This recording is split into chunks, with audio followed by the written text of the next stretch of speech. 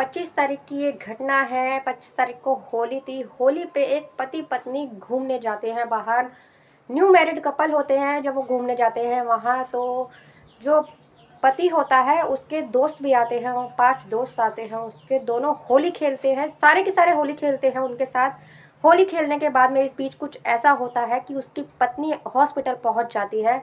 बहुत बुरी उसकी हालत हो जाती है।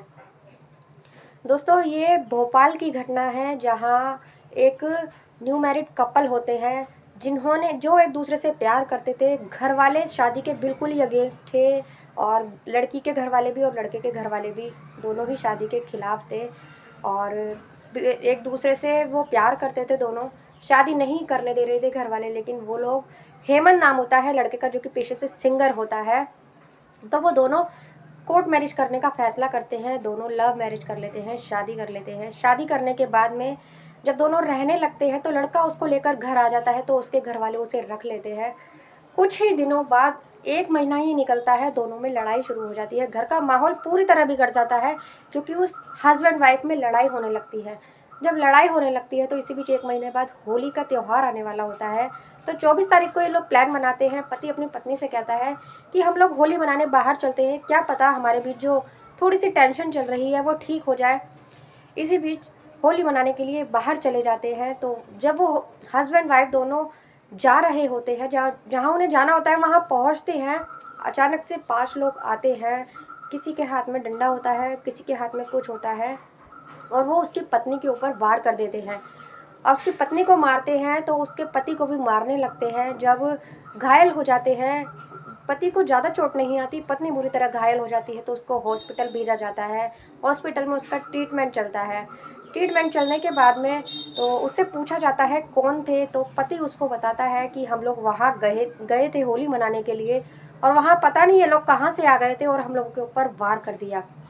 तो पुलिस इस केस की छानबीन करती है। छानबीन करने के दौरान लड़के पुलिस को शक होता है लड़के के ऊपर।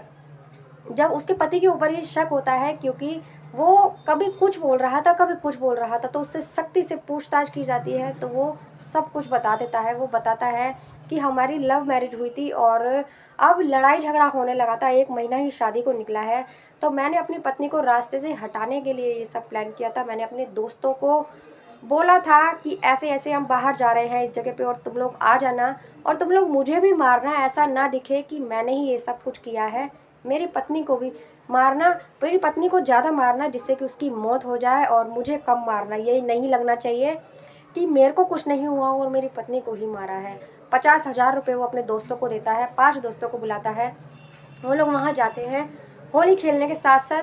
पत्नी को नहीं पता था, पत्नी को यही पता था कि ये इसके दोस्त हैं और उसे ज़रा भी शक नहीं था कि मेरा पति मेरे संग ऐसा कर सकता है क्योंकि उनकी लव मैरिज हुई थी 1 महीने पहले ही।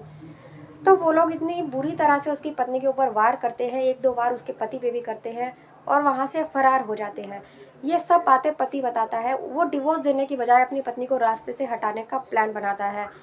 पुलिस वाले उसे अरेस्ट करते हैं, अरेस्ट करके उसके ऊपर मुकदमा दायर करते हैं और उसको सजा हो जाती है अपनी पत्नी को मारने के जुर्म में। वो चाहता तो डिवोर्स भी दे सकता था, अपनी पत्नी को अलग कर सकता था, क्योंकि उसके घर वाले उसके साथ नहीं थे, इसीलिए उसने इतना बड़ा कदम उठाया। उसके बाद उसे सजा हो जाती है। घर वाले भी उसको छुड़ाने के चक्कर में है। अब पत्नी उसकी अभी भी हॉस्पिटल में है। होली वाले दिन की ये घटना है। दोस्तों, कैसी लगी आपको ये कहानी? मैं गीता गुप्ता और मिलते हैं अगली किसी एक नई कहानी में। तब तक के लिए बाय बाय। जय माता दी।